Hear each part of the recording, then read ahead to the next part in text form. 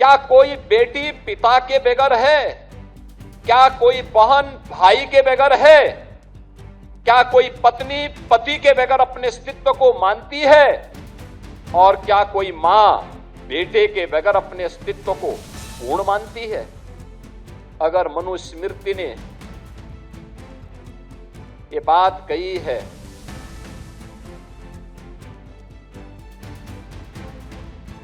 आप बताइए सही बात क्या है?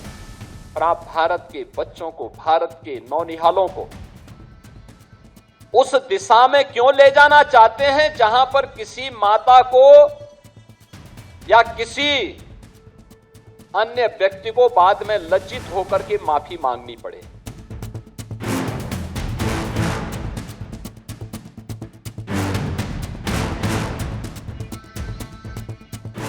पिछले दिनों इस रायबरेली के सांसद श्री राहुल गांधी जी के एक बयान को पढ़ रहा था।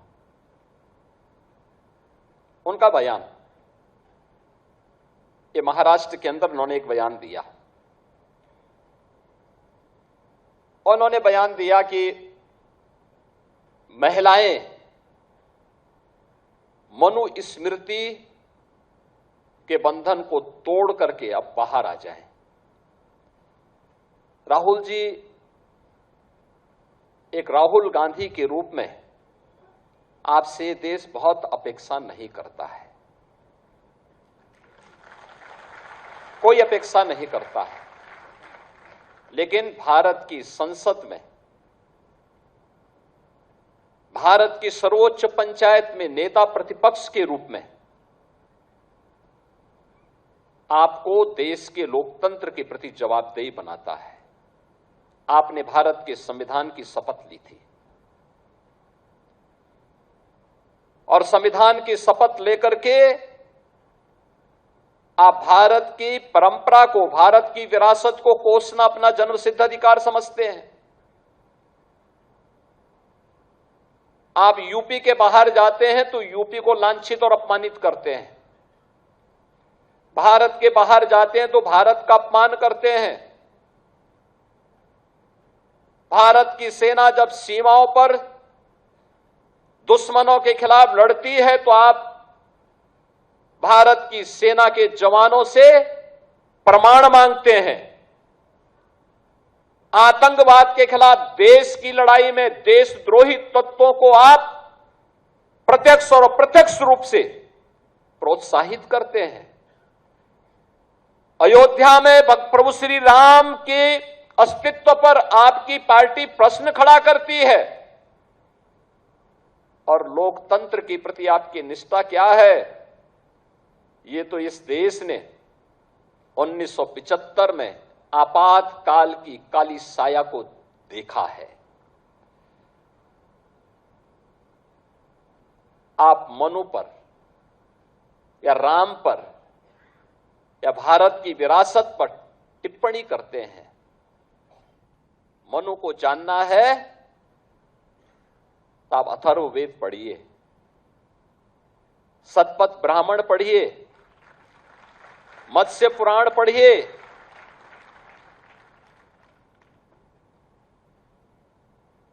आपको सारी जानकारियां मिल जाएंगी।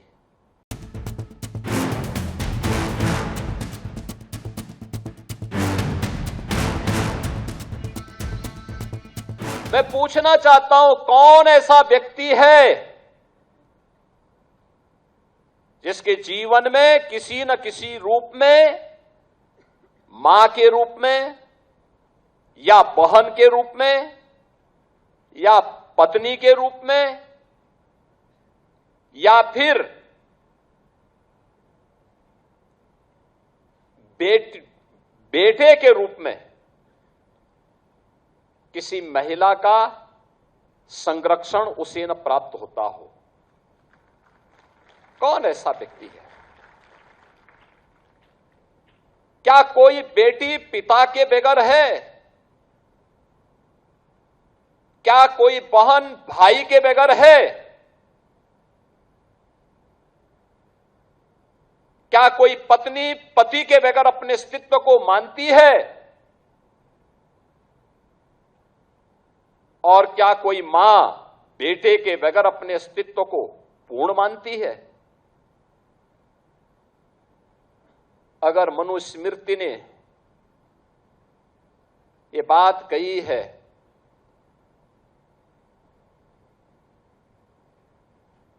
आप बताइए सही बात क्या है?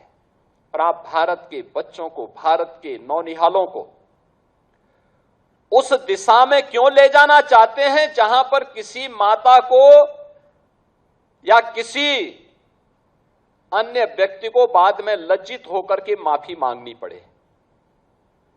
आपने देखा होगा जंतर मंतर में अभी एक बेटी ने प्रधानमंत्री जी मोदी जी के प्रति किस प्रकार की अभद्र भाषा का प्रयोग किया था, और बाद में उस बेटी की मां, वह बेटी भी अपने शब्दों को वापस लेती है, माफी मांगती है। उसकी माता पिता ने भी इस बात को स्वीकार किया कि उनकी बेटी ने गलत बोला है।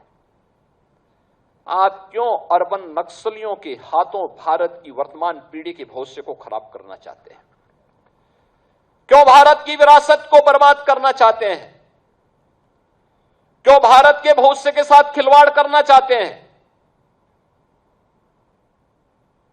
आपसे एक जिम्मेदार नेता प्रतिपक्ष के रूप में अपनी सकारात्मक भूमिका की अपेक्षा देश रखता था, लेकिन आपने उन भूमिकाओं को भी बर्बाद कर दिया, समाप्त कर दिया है।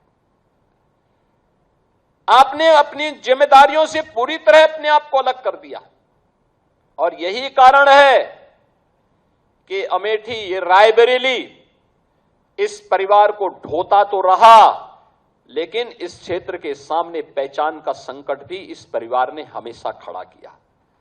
यहां के स्मारक के नाम, यहां के संस्थानों के नाम एक परिवार के नाम पर हो जाएं, इनको अच्छा लगता था, लेकिन राणा बेनीमाधव बख्श सिंह जी के नाम पर हो, या किसी लालचंद स्वर्णकार के नाम पर हो, या किसी महापराक्रमी बीरा पासी के नाम पर हो, ये कभी आपने या आपकी पीढ़ी ने कभी इसके बारे में सोचा नहीं।